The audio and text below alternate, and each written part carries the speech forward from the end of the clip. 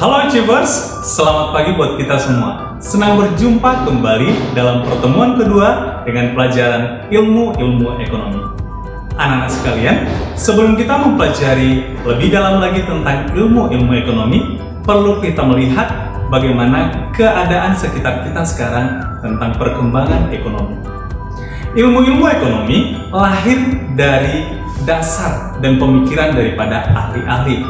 Sebelum memaparkan lebih dalam lagi teori atau ilmu yang disampaikan oleh para ahli, kita harus mengkaji lebih dalam lagi bahwa ilmu ekonomi itu lahir dari hubungan sebab akibat, adanya interaksi dalam kehidupan masyarakat antara satu dengan yang lain, sehingga menghasilkan suatu kajian yang lebih dalam lagi tentang ilmu ekonomi. Ilmu ekonomi bukan hanya tentang keuangan saja. Ilmu ekonomi bukan hanya tentang pengeluaran atau tentang menghitung suatu pengeluaran, tetapi ilmu ekonomi sangat banyak kajiannya. Inflasi, pendapatan nasional, pajak, bahkan hubungan antara suatu negara dengan negara lain yang disebut dengan perdagangan internasional.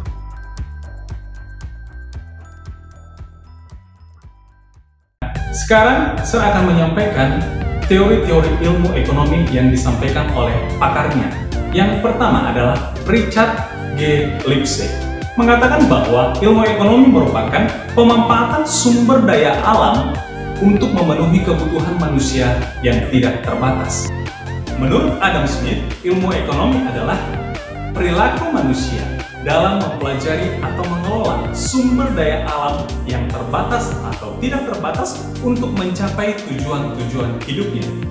John Maynard Keynes mengatakan bahwa ilmu ekonomi adalah suatu ilmu yang mempelajari tentang tingkat kemakmuran, di mana adanya intervensi daripada pemerintah untuk mencapai suatu kondisi perekonomian tertentu. Dan yang keempat adalah Bapak Ekonomi Indonesia. Ada yang tahu? Ya, baik. Jawabannya adalah Muhammad Hatta, Bapak Koperasi Indonesia.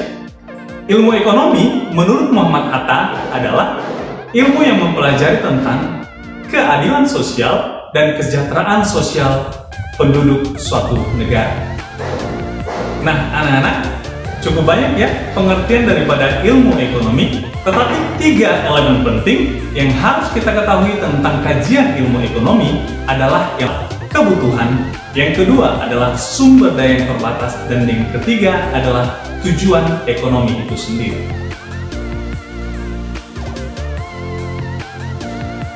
Baik, selanjutnya kita akan mempelajari tentang pembagian ilmu ekonomi, terdiri dari ekonomi deskriptif. Ekonomi deskriptif adalah ilmu ekonomi yang menjelaskan tentang fakta, mendeskripsikan data-data, menjelaskan fenomena-fenomena dan perilaku masyarakat dalam kehidupan sehari-hari. Dan yang kedua adalah teori ekonomi yang menjelaskan suatu sistem ekonomi bekerja secara sederhana untuk mencapai tujuan-tujuan tertentu. Teori ekonomi dibagi 2. Yang pertama adalah ekonomi mikro. Ekonomi mikro itu yang mempelajari tentang cakupan-cakupan kecil. Contohnya adalah tingkat harga, produsen dan konsumen. Yang kedua adalah ekonomi makro. Ekonomi makro mempelajari tentang cakupan-cakupan yang luas. Contohnya adalah inflasi, pajak, pendapatan nasional, maupun hubungan antara masyarakat Indonesia dengan luar negeri. Dan yang ketiga adalah ekonomi terapan, cabang ilmu ekonomi yang menggunakan hasil teori ekonomi dan menjelaskan fakta-fakta dan fenomena-fenomena yang terjadi dalam ekonomi deskriptif. Baik, anak-anak, demikian pelajaran kita pada pagi hari ini tentang pembagian ilmu ekonomi.